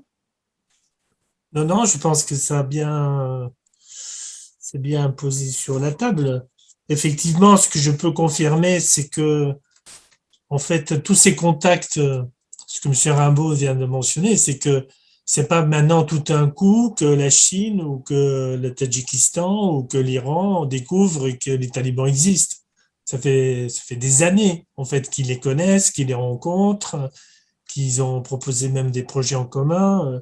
Même l'Afghanistan, j'ai ici la liste de quelques projets dans lesquels l'Afghanistan était déjà en discussion. Par exemple, il y avait le chemin de fer des 5 nations, Chine, Kyrgyzstan, Tadjikistan, Afghanistan, Iran. Bon, c'est un projet de chemin de fer long, très intéressant. Il y a surtout le grand projet TAPI, qui est un gazoduc, puisque le Turkménistan est rempli de gaz et d'hydrocarbures, qui intéresse les Indiens. Bon, pour acheminer le gaz du Turkménistan jusqu'en Inde, il faut passer, ça s'appelle TAPI, donc c'est Turkménistan, Afghanistan, Pakistan, Inde. Donc des pays, ce que je veux montrer là, c'est que normalement les Pakistanais, les Indiens, c'est pas toujours le grand amour, ni l'Inde avec la Chine, mais tout d'un coup, l'Inde va être beaucoup plus présent qu'on croit. Hein. En Afghanistan, ils ont investi dans les ports à travers l'Iran, d'amener. Donc notre, sans être marxiste, je pense quand même que un avenir partagé, ça commence aussi par des échanges de développement économique mutuel. Donc des pays qui normalement, l'Inde et le Pakistan, en fait, aujourd'hui, peuvent se retrouver autour de la nécessité de reconstruire, de stabiliser la région et d'avoir des projets en commun. Et ça, c'est le pari non pas de la bonté, mais de l'intelligence humaine. C'est d'être. Et là, effectivement, ce que dit M. Rimbaud est très juste, c'est que les Occidentaux, nous-mêmes en Europe, nous sommes complètement colonisés financièrement et notre politique étrangère est complètement, ou en très grande partie, soumis à faire plaisir aux marchés financiers de Londres et de New York. Et donc, voilà, on s'autocensure et ces gens-là n'ont même pas besoin de donner des ordres. On est les meilleurs élèves de la classe et on se tire 3 balles dans le pied en faisant exactement ce qu'on attend des braves garçons que nous sommes. Donc le moment aussi, c'est de libérer la France de cette occupation financière et diplomatique et de rebâtir une vraie politique étrangère basée sur nos intérêts à moyen, à long terme, et non pas il faut sortir du rang. Et parce qu'effectivement, le point de gravité du monde est en train de basculer. On passe dans une autre époque. C'est un peu comme au moment de la chute du mur de Berlin, ce que dit Mme Elgazé-Plarouche, c'est-à-dire c'est quelque chose de complètement nouveau qui est en train de se dessiner, qu'on doit découvrir et voir qu'est-ce qu'on peut y faire. Voilà. Je crois qu'Arnold voulait poser une question. Ouais, c'est ce que j'ai dire. Ouais, il y a Arnold qui a levé la main. Et il y a Cédric qui a, je crois, commencé à poser une question dans la discussion, mais j'ai pas l'impression que ce soit avec la fin. Mais Arnold, si tu peux poser ta question. Ok, merci. Vous m'entendez? Ouais. Ouais, super. Oui. Oh, tiens, je vais mettre la vidéo aussi. Je mange pas de pain. Oui, par rapport à la question géopolitique, comme Erdogan a été évoqué, bon, c'est vrai que la région est quand même une sacrée poudrière, et je voulais savoir votre opinion en fait. Il n'y a pas que l'Afghanistan en fait. Je voyais par exemple, j'écoutais, je crois que c'était sur radio, je sais plus si c'était Radio Notre-Dame, il y a eu un débat, enfin, où j'entendais en fait entre l'Arménie et l'Azerbaïdjan. Il y avait une dispute pour un contrôle d'une région assez grande et que les Turcs tiraient les ficelles de cette guéguerre. En plus, bon, on peut parler aussi de la perfide Albion parce que le président azerbaïdjanais est un grand pote de Tony Blair, hein, soit dit en passant. Ce qui avait été évoqué d'ailleurs dans cet entretien sur la radio Notre-Dame en question, où Tony Blair était pote du président azerbaïdjanais. Et donc, on sait aussi que Erdogan voulait contrôler, je crois, l'aéroport de Kaboul, et pour, disons, faire un contre-pied aux Chinois qui voudraient revenir donc dans le pays, quoi. Donc, voilà, c'est. Je sais pas ce que vous pensez en fait de toute cette. Voilà, il y a peut-être pas forcément une coïncidence, quoi. On voit que toute la région, en fait, l'Iran est encerclé par ces tensions, quoi, qui sont.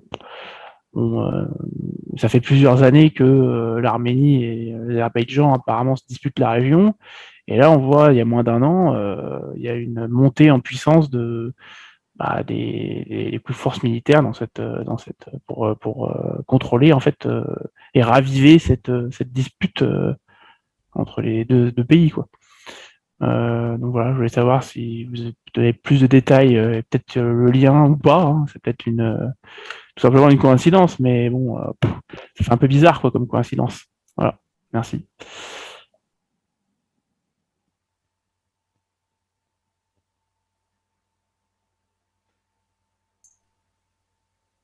Je peux dire 2 mots sur ce qui s'est passé en Arménie et peut-être M. Rimbaud peut parler plus de la stratégie turque actuelle. Mais en tout cas, en fait, le problème, c'est qu'en Arménie, on a une présidence qui a complètement été gagnée par les néoconservateurs, et par Soros en particulier, et qui a échauffé les esprits. Et donc, à un moment donné, voilà, l'Arménie s'est lancée dans une guerre contre, non pas pour essayer de défendre la région du Haut-Karabakh, qui est une région où il y a des Arméniens, où il y a beaucoup disons, c'est historiquement quelque chose de très, très arménien, disons, mais l'Arménie a carrément fait une incursion donc, dans le territoire de l'Azerbaïdjan. Et donc l'Azerbaïdjan, qui est aussi un pays qui est en train de reprendre, qui est un pays qui cherche à exister sur la scène internationale, ça a été ils ont donné une claque incroyable à l'Arménie. Et c'est seulement parce que la Russie est intervenue, la Russie a convoqué littéralement les deux, les Arméniens et les Azéris, et a dit, bon, maintenant, les enfants, vous arrêtez, vous êtes en train de créer un potentiel pour un grand conflit international. Et moi, à l'époque, j'ai salué dans un texte de l'intervention, disons, la diplomatie russe, qui a été extrêmement rapide et qui s'est littéralement interposée pour empêcher que ça dégénère dans un conflit beaucoup, beaucoup plus large. Alors, est-ce que dans cela, est-ce que c'est les Turcs qui ont incité les Azéris à commencer à, je sais pas, à faire rouler les mécaniques et d'inciter les Arméniens, etc. C'est possible, c'est pas exclu. Surtout que les Azéris sont en train d'utiliser des drones qui ont été notamment utilisés au Proche-Orient, hein, et qu'ils ont acheté chez les Israéliens, qui sont les grands fabricants des drones. Donc, ça, je connais pas le dessous je connais pas les dessous des cartes sur ce plan-là. Mon impression, c'est que bon, il y a la Turquie, mais il y a aussi l'Azerbaïdjan. C'est un pays qui existe vraiment. C'est pas juste un pays vassalisé par les Turcs. Donc c'est compliqué. C'est pas facile à y voir clair.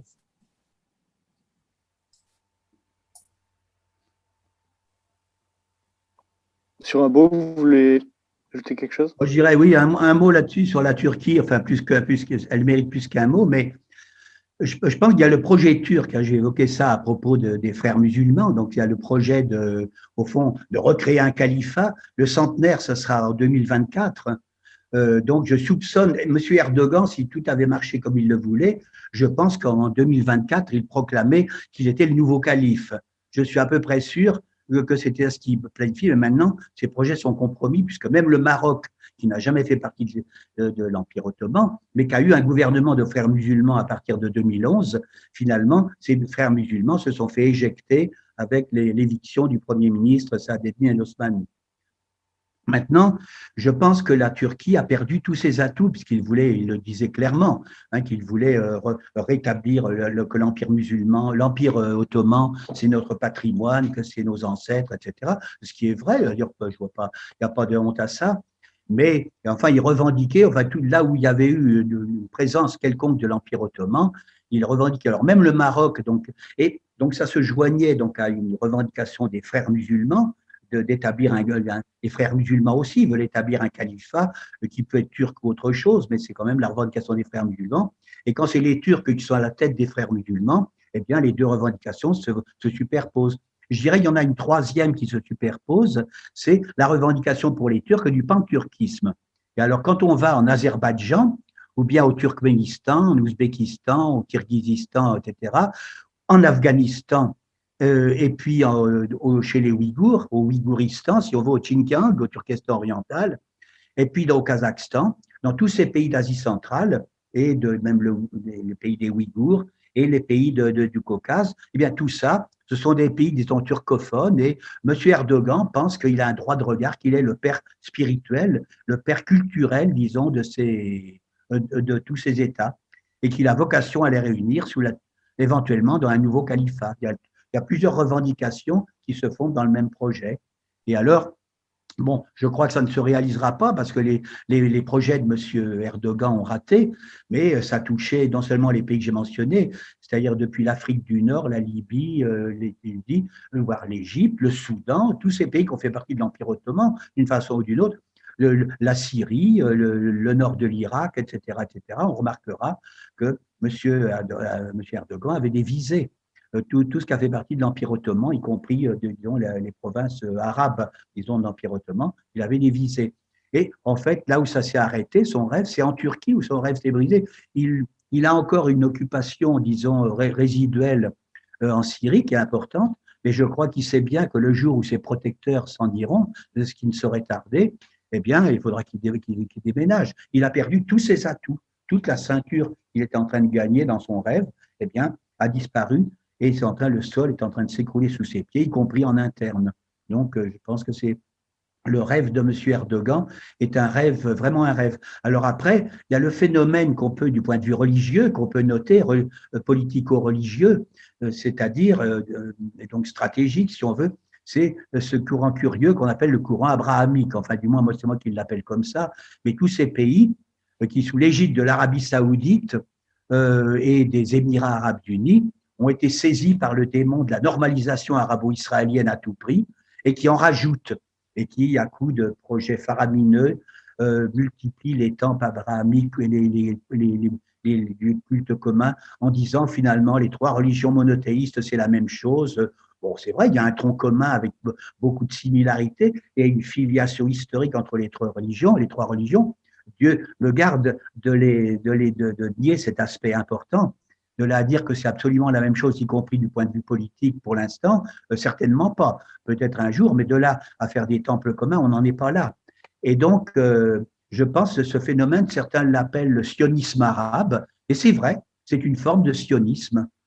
Il y a le sionisme chrétien, il y a le sionisme juif, il y a le sionisme chrétien des évangéliques, des églises protestantes aux États-Unis, les baptistes, les évangéliques dont le slogan est des 60 ou 70 millions de chrétiens unis pour Israël. Bon, et il y a le sionisme musulman maintenant, c'est-à-dire arabe, par exemple.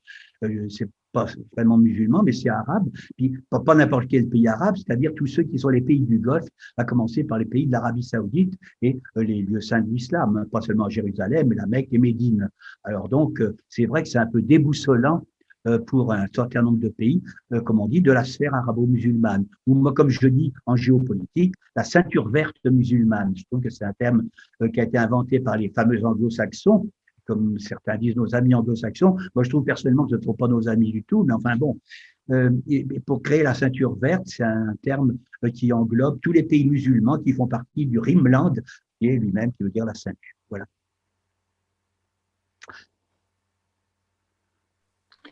Alors, je garde la question de Cédric là, sur l'opium pour un peu après. S'il y en a d'autres, hein, je répète, hein, qui veulent poser des questions, vous levez la main. Mais juste là, par rapport à ces enjeux-là, moi, je voulais vous poser la question quand même parce qu'il y a Karel Verheyken qui a travaillé sur le mutazilisme, qui est un vieux courant de l'histoire de l'islam pendant l'âge d'or, surtout autour du 8e, 9e siècle, mais qui consistait à prendre pour important en fait les écrits dans le Coran qui accentuent l'importance du travail scientifique et de la pensée du monde. Et donc je voulais vous poser la question quand même de ce qu'est le fait que les Émirats arabes unis mettent autant de moyens dans la recherche scientifique. Il y a eu cette sonde qui a été envoyée vers Mars. On entend régulièrement en fait en France des chercheurs qui vont 3 semaines, un mois aux Émirats arabes unis et qui repartent ravis de ce qu'ils ont pu faire. Mais quoi qu'il en soit, en tout cas, il y a ce type d'investissement de la part de ce pays dans le domaine scientifique. Et la question de la reconstruction de la Syrie par la Chine, les contrats signés avec l'Iran. Est-ce qu'il y a une perspective en fait, pour que cette région sorte du jeu des ressources au profit du jeu de l'industrie, du développement, et en fait voilà, puisse s'ancrer dans une autre façon d'avancer?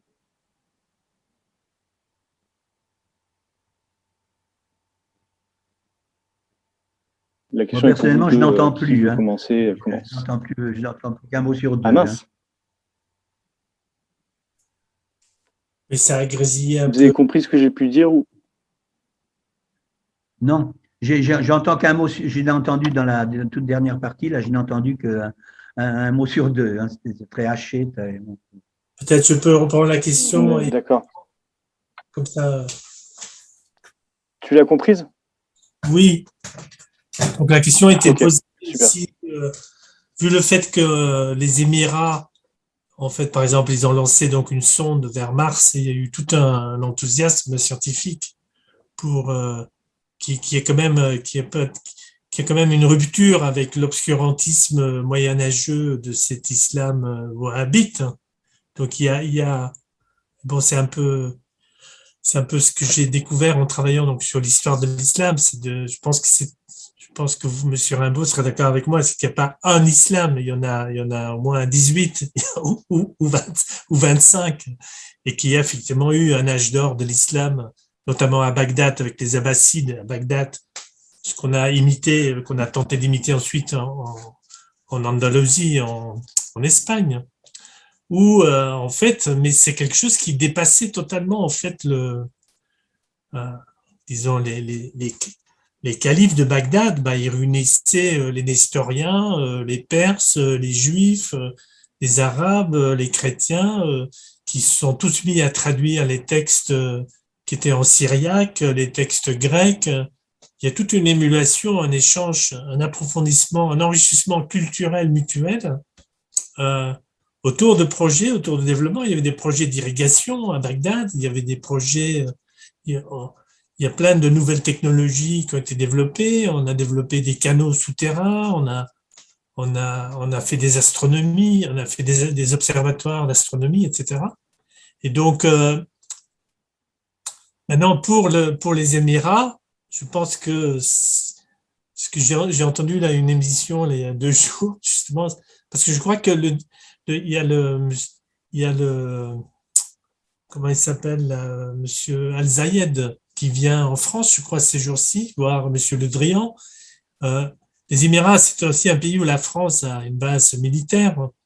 Donc, il y a aussi tout un, et le programme spatial, en fait, des Émirats, bon, c'est quand même développé avec, avec d'autres partenaires, notamment avec l'Agence spatiale européenne. Donc, il y a aussi des gens en France qui veulent bâtir, puisqu'ils ont sacrifié le Liban et la Syrie, ils veulent quand même être présents quelque part dans le Golfe et avoir quelques antennes là-bas et avoir quelques partenaires pour y avoir une présence.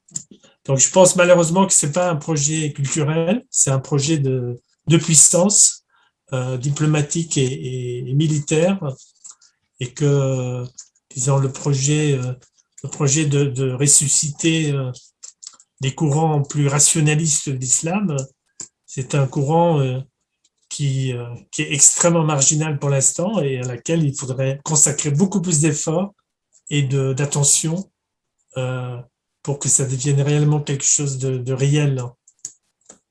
Voilà ce que je peux en dire.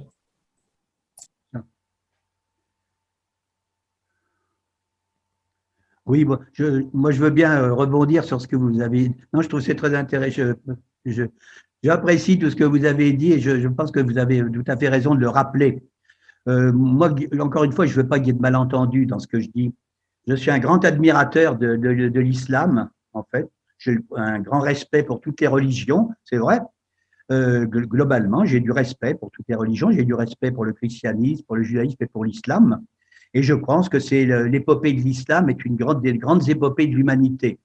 Alors effectivement, qu'il y a eu ces moments de triomphe et de gloire, et puis ces moments de défaite, et puis ces moments tristes, et ces moments un peu charnières comme maintenant.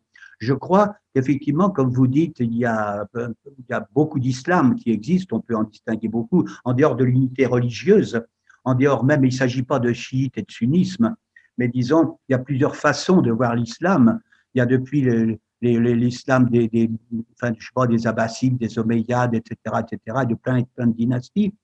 Et puis, il y a l'islam, disons, du 21e siècle. Alors, il y a Il y a à présent, il y a l'islam des pays modernistes, laïcs, laïcisants, ceux qui ont été l'objet de la tentative de destruction de la part des islamistes et des occidentaux alliés dans une même alliance. Ça, c'est clair et c'est net. Et donc, je ne perds pas du tout ça de vue et je n'ai pas le moindre doute là-dessus.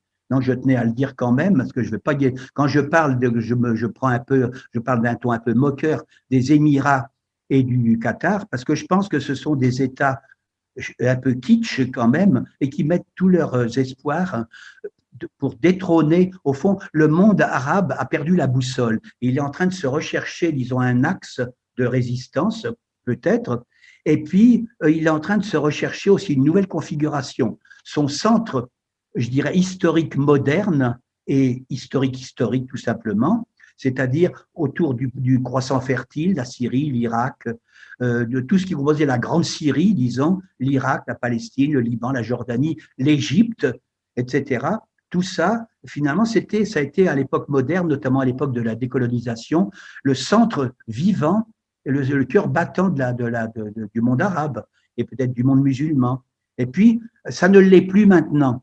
Alors, ça ne l'est plus maintenant. Et donc, il y a une tentative, je pense, dans la guerre, les printemps arabes et toute l'offensive américaine, mais dans les printemps arabes notamment, il y avait vraiment une offensive pour, avec l'aide de l'Occident, changer de centre historique et remplacer tous ces pays que je viens de mentionner, qui avaient l'histoire derrière eux, des vieilles civilisations, des identités nationales quelquefois sans, d'essence de l'identité nationale particulière, mais aussi de l'identité arabe globale et voire de l'identité musulmane, qui avait une notion de la grandeur et qui savait prendre de la hauteur au-delà disons, des identités folkloriques que l'on découvre maintenant dans tous les pays, qui est un signe de grand désordre finalement, voir que les choses qui divisent et non pas les choses qui unissent, c'est le signe du chaos et du désordre, je pense. Et c'est certainement pas encouragé. Alors, je crois que je pense que la tentative, je pense que quand les Émirats qui sont, il y a sûrement moi j'ai pas de mépris, hein, a priori pour les Émirats,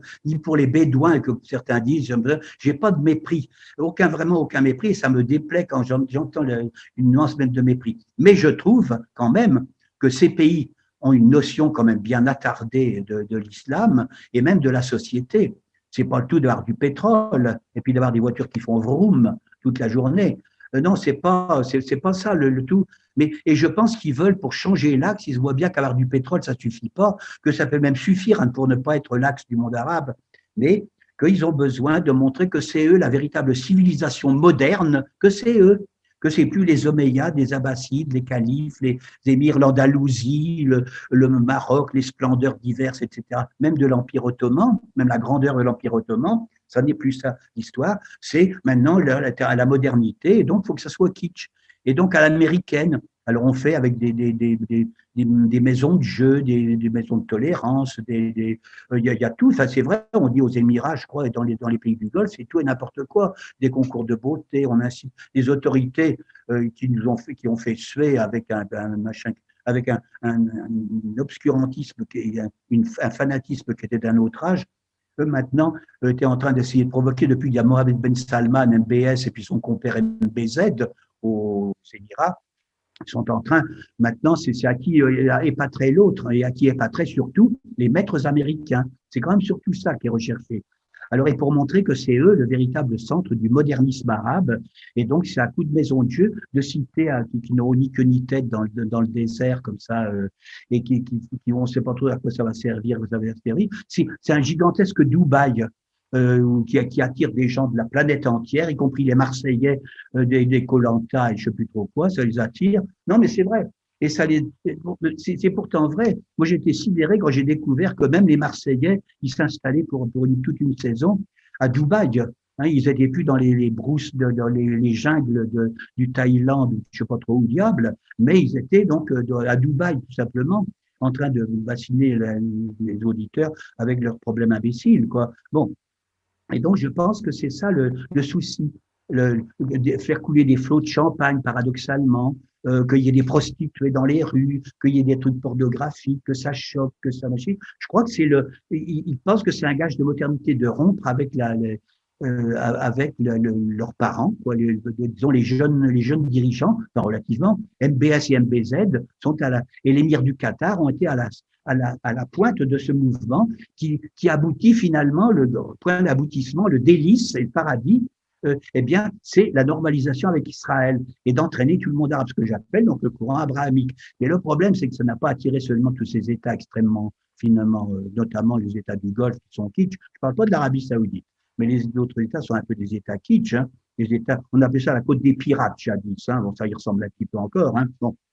Et donc, je pense que finalement, il y a eu quand même beaucoup d'émules. Ils ont quand même réussi à convertir de grands pays, des pays comme le Soudan arabe, qui était le pôle de la résistance arabe pendant longtemps. Il a signé un accord de normalisation avec Israël sans condition. Et c'est j'allais dire un autre mot, mais c'est le bazar complet au Soudan. Bon, le Maroc a signé, le gardien des lieux saints a signé avec, c'est vrai, avec le gardien de la cause sacrée des Arabes et des musulmans, a signé la normalisation sans condition, sans négocier disons, avec Israël. C'est quand même pas tout à fait, c'était pas un cours normal des choses.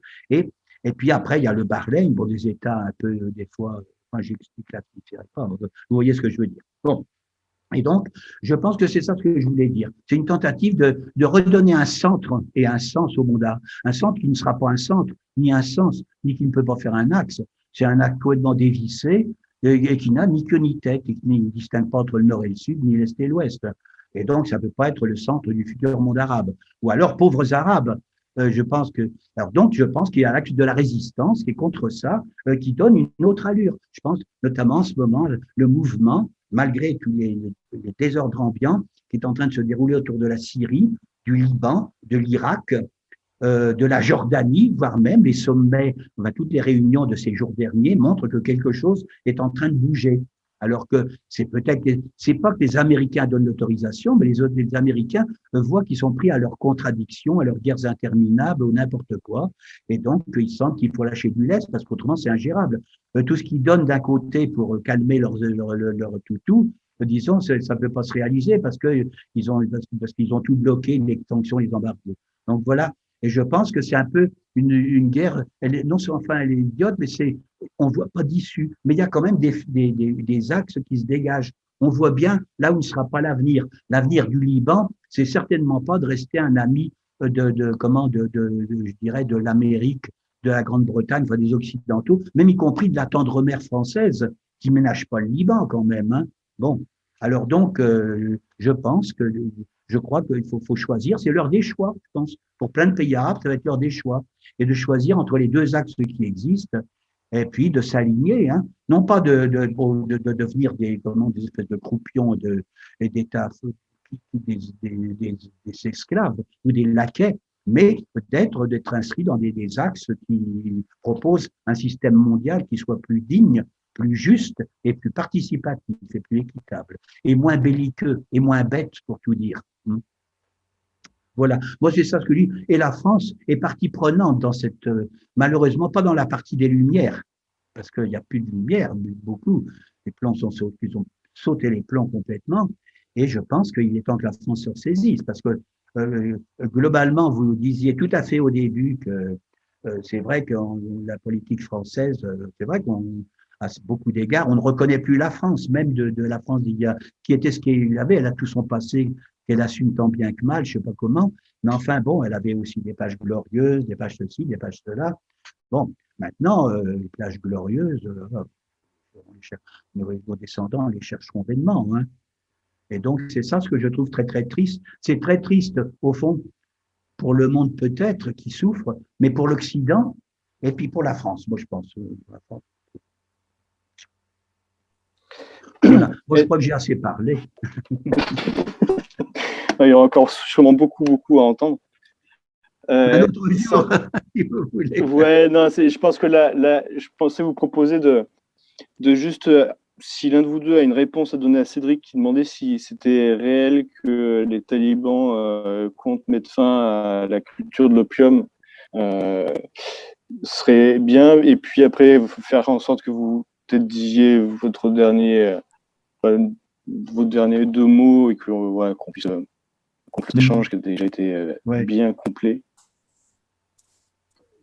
Oui, donc sur ça, il y a plusieurs choses à dire. C'est d'abord, nous avons eu l'honneur de notre dernière conférence d'avoir la présence donc de Monsieur Pino Arlacchi, qui était le vice-directeur des Nations Unies et en charge de la lutte contre les stupéfiants. Donc c'est un expert italien de la lutte anti-mafia, hein, et qui a été donc en charge de la lutte contre la drogue, notamment en Afghanistan. Et quand ils sont allés, donc en 96, ils sont allés sur place, ils ont commencé à négocier avec les talibans qui étaient arrivés au pouvoir. Et il faut savoir que les talibans, c'est pas eux qui produisent la drogue, c'est que c'est les petits paysans dans le pays qui produisent la drogue, et tout le monde impose des taxes. Le gouvernement, les seigneurs de la guerre et les talibans aussi. Donc, à un moment donné, donc, il y a eu, quand les talibans étaient au pouvoir en 96, il y a eu toute une négociation extrêmement sévère avec les talibans. Et puis, Noirlachi, en fait, ils ont réussi, ils ont même fait venir des théologiens musulmans pour trouver les sourates dans le Coran qui permettent justement de convaincre les croyants, les fondamentalistes, que le pavot d'opium est complètement contraire au message du Coran. Et donc, en 2001, ce plan a été quasiment, donc ça a été appliqué à la grande étonnement même de M. Arlacchi lui-même. C'est-à-dire que ça a été, vous pouvez voir hein, sur Wikipédia, vous trouvez les graphiques où la production du pavot a été quasiment réduite à zéro. Et parce qu'en échange, on a financé des cultures de remplacement, notamment le safran, qui, à l'unité de poids, rapporte beaucoup plus que le pavot. En plus, il faut aussi savoir ce que disait M. Arlacchi, c'est que pour l'Afghanistan, le pavot, ça rapportait en fait très peu, parce qu'ils produisent l'opium base. Évidemment, ça vaut 20 milliards sur le marché européen, bon, mais pour le pays producteur, c'était relativement peu par rapport au PIB de l'Afghanistan. Donc, donc ce qui amène M. Arlacchi de dire, voilà, après en 2001, suite aux attentats du 11 septembre, il y a eu donc la fameuse coalition qui est arrivée. M. Rumsfeld est arrivé en Afghanistan. Il a dit l'histoire du pavot. Nous, on veut faire une alliance avec les seigneurs de la guerre contre les terroristes. On veut faire et l'histoire de la drogue, on s'en occupe plus. Donc du coup, la production est de nouveau partie massivement en hausse. Donc aujourd'hui, effectivement, les talibans, dans leur première déclaration ce mois d'août, ont dit qu'ils ont l'intention de nouveau d'éradiquer la production du pavot d'opium, qui était un gros problème pour la Russie, pour l'Iran et pour l'Europe. L'opium afghan n'arrive pas aux États-Unis. Hein. C'est dans l'Eurasie qu'il est consommé.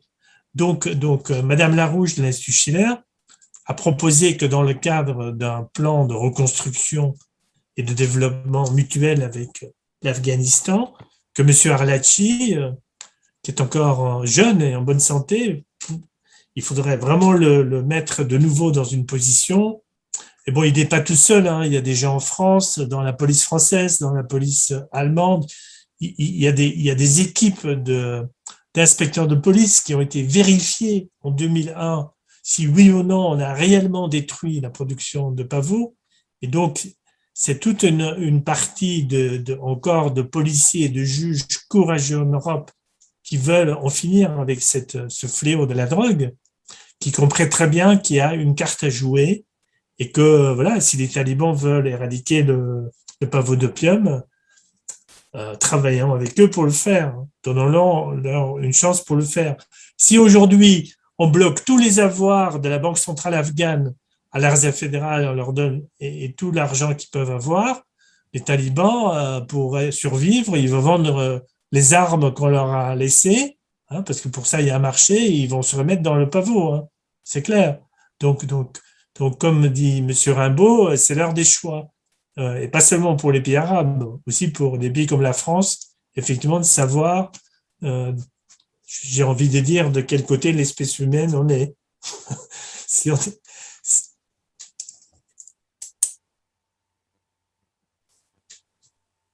Monsieur Rimbaud, est-ce que vous voulez conclure? Bon, j'ai juste une dernière, je rebondis, mais c'est vraiment ma dernière phrase. Oui, je voulais dire que quand j'entends parler d'argent gelé, c'est de l'argent volé, en fait. Parce que je me rappelle que c'était au début des printemps arabes en 2012, c'était l'histoire, on parlait notamment de l'histoire de Libye en 2011, je crois même. Hein, et j'assistais à une conférence, mais pas en absentiel, en présentiel. Et j'avais posé une question, on parlait de l'argent qui avait été gelé, l'argent libyen, l'argent du colonel Kadhafi qui avait été gelé, le 10 ans. Enfin, c'est-à-dire l'argent libyen. Et, et j'avais posé la question, parce qu'on commençait déjà à parler d'argent gelé de tous les côtés, et j'avais posé la question à c'était un brillant économiste dont je ne citerai pas le nom, mais il était brillant, il est toujours brillant, j'espère, et il est toujours vivant. Et je lui ai dit, mais quand vous dites argent gelé, enfin, c'est l'argent pas du colonel Kadhafi, c'est de l'argent libyen, quoi. De même qu'en Irak, c'est pas l'argent de Saddam Hussein, c'est de l'argent irakien. En Syrie, c'est pas l'argent de Bachar el-Assad, c'est de l'argent syrien, etc., etc., etc. Et l'argent égyptien, c'est pas l'argent de Moubarak ou de Sisi, j'ai dit, mais le problème, on entend souvent parler de par milliards, dizaines de milliards et centaines de milliards de l'argent gelé. Mais on n'entend pas jamais parler du dégel. Et qu'est-ce qu'ils deviennent, au fond? On n'a jamais entendu, puisque ça appartient au peuple, comme disent les Occidentaux, au peuple et ne concernez pas leurs dirigeants, pourquoi est-ce que ça ne réapparaît jamais? Et est-ce que ça réapparaît quelquefois? Et pourquoi est-ce qu'on n'en parle jamais? Et il y avait eu un moment de silence, qui n'avait pas duré longtemps, 10 secondes. Il m'avait dit, c'est vrai, vous avez raison. Oh, écoutez, je vais répondre à votre question. Non, il ne réapparaîtra jamais. Vous avez raison, c'est de l'argent volé. Parce que après, il part dans des circuits par des banques fantômes, des circuits bancaires à perdre la raison, hein, comme ça, comme on voit maintenant, comme pour le trafic le blanchiment du trafic de la drogue, des armes, de tous les trafics quelconques, là, c'est le trafic de l'argent lui-même. Donc, il n'y a pas besoin de faire un circuit pour l'argent, puis un circuit pour les armes, ou pour la drogue, ou pour je ne sais pas pourquoi. C'est l'argent lui-même qui est dans le circuit. Et donc, il se perd quelque part. Il m'avait ajouté, il est perdu. Enfin, il a dit, pas pour tout le monde, mais il est perdu. Et donc, voilà, ça m'inspire ça. L'argent de l'Afghanistan, il n'y a pas de raison. Je ne pense pas que l'Amérique soit décidée à faire une exception pour l'argent des talibans ou l'argent de Karzai ou l'argent de je ne sais pas qui, de Ashraf Rani, qui a dû partir lui-même. Il a eu raison de partir par précaution lui-même avec tout la poche. Hein, parce qu'il ne faut pas qu'il compte sur un envoi par mandat postal après. Hein. Eh bien, merci beaucoup en tout cas, surtout du fait des différents problèmes auxquels on a pu se confronter. En tout cas, ça fait une très bon enchaînement pour inviter tout le monde à la conférence de rentrée que l'on organise le samedi 25 septembre, où l'on aura une session l'après-midi sur cette question internationale avec un invité de notre mouvement international, et où toute la journée la question du dégel et de l'argent du peuple, en fait, la question de savoir qu'est-ce qu'on fait nous en tant que population, on la posera, on en discutera et on fera en sorte qu'on soit responsable pour le monde et pour nous-mêmes. Donc voilà. Et puis en espérant avoir l'occasion d'en discuter d'autres occasions. Merci encore, Monsieur Rimbaud. Merci encore, Monsieur Verhaegen. Bonne soirée à vous. Merci à tout le monde et puis au revoir et bonne soirée, à plus tard peut-être. Allez, au revoir. C'est très agréable en tout cas et très intéressant. Également. Merci.